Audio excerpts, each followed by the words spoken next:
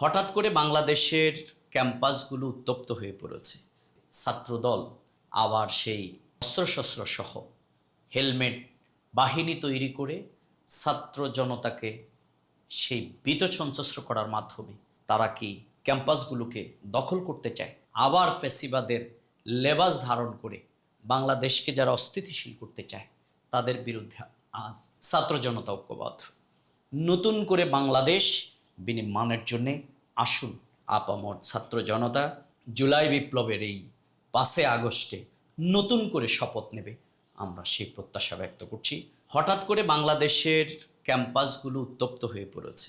বিগত 17 বছর যেই ফ্যাসিবাদী কায়দায় ছাত্রলীগ গোটা বাংলাদেশের সকল শিক্ষা প্রতিষ্ঠান বিশ্ববিদ্যালয় সহ সকল ক্যাম্পাসগুলোকে মিনি ক্যান্টনমেন্টে পরিণত করেছিল।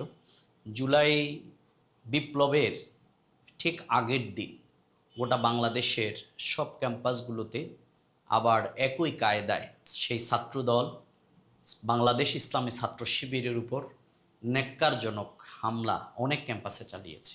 বিশেষ করে জগন্নাথ বিশ্ববিদ্যালয়ের নির্বাচিত প্রতিনিধিদের উপরে তার হামলা চালিয়ে তাদেরকে রক্তাক্ত করেছে।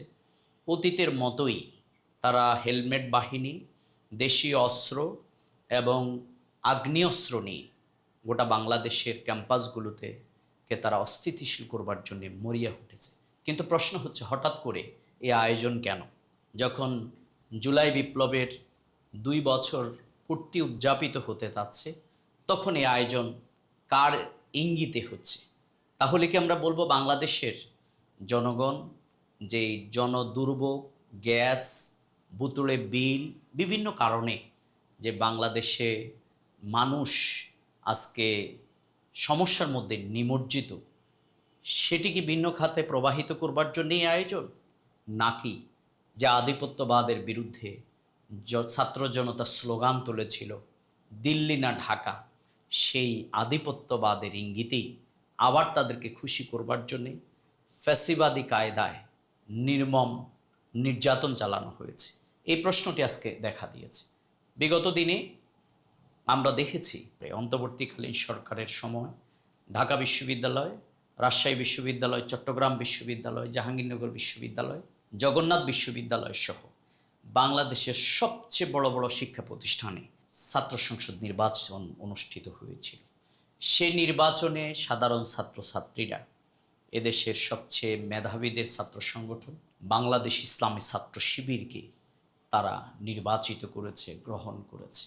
তাদের স্লোগান ছিল মেধাশূন্য, সন্ত্রাস নির্ভর, লেজুড় ভিত্তিক ছাত্র রাজনীতিকে ছাত্ররা প্রত্যাখ্যান করেছে এবং ইসলামী ছাত্র শিবিরের এই ছাত্র কল্যাণধর্মী মেধাবীদের সংগঠনকে তারা গ্রহণ করেছে।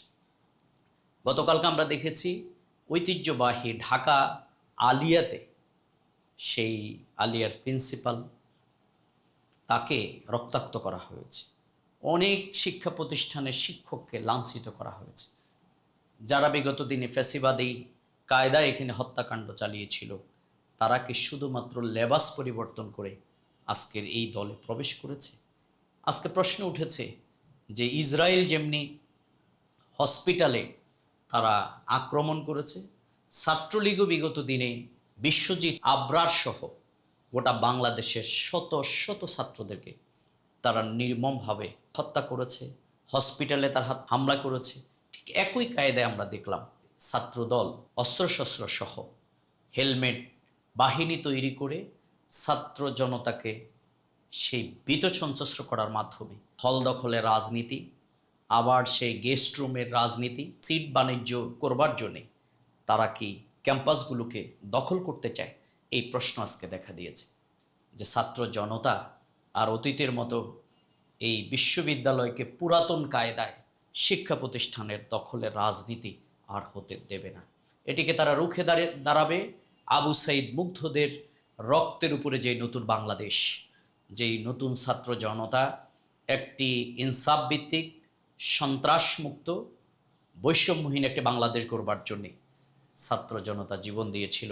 ঠিক জুলাই বিপ্লবের সেই দিনে যখন ফ্যাসিবাদ পালিয়ে গেছে, তখন আবার ফ্যাসিবাদের লেবাস ধারণ করে বাংলাদেশকে যারা অস্থিতিশীল করতে চায় তাদের বিরুদ্ধে আজ ছাত্র জনতা ঐক্যবদ্ধ। বাংলাদেশ বিনির্মাণের জন্য প্রয়োজন আমাদের ছাত্র সমাজের মেধা, নৈতিকতার ভিত্তিতে তাদেরকে গড়ে তোলা। তারাই হচ্ছে আমাদের জাতির ভবিষ্যৎ, তারাই হচ্ছে আমাদের আলোর বর্তিকা, তারাই হচ্ছে আমাদের প্রাণ। তারাই বিগত দিনে জীবন দিয়ে প্রমাণ করেছে অন্যায় অবিচারের বিরুদ্ধে, আধিপত্যবাদের বিরুদ্ধে, স্বাধীনতার সার্বভৌমত্বের বিরুদ্ধে তারাই যেই দুর্বার গণ আন্দোলন গড়ে তুলেছিল। আসুন তাদের সেই প্রতিষ্ঠানকে সুন্দরভাবে এই জাতিকে, তরুণ প্রজন্মকে গড়ে তোলবার জন্যে আমরা ঐক্যবদ্ধ হই। সবাইকে সে আহ্বান জানিয়ে সহাবস্থানের ভিত্তিতে, মেধা এবং নৈতিকতার ভিত্তিতে আমরা সুন্দর বাংলাদেশ আমরা বিনির্মাণ করি। আমরা আর রক্তের রাজনীতি, হত্যার রাজনীতি আমরা আর দেখতে চাই না। যেই ধর্মের হোক, যেই বর্ণের হোক, যেই মতের হোক, আমরা সবাইকে নিয়ে একটা সুন্দর বাংলাদেশ গড়তে চাই।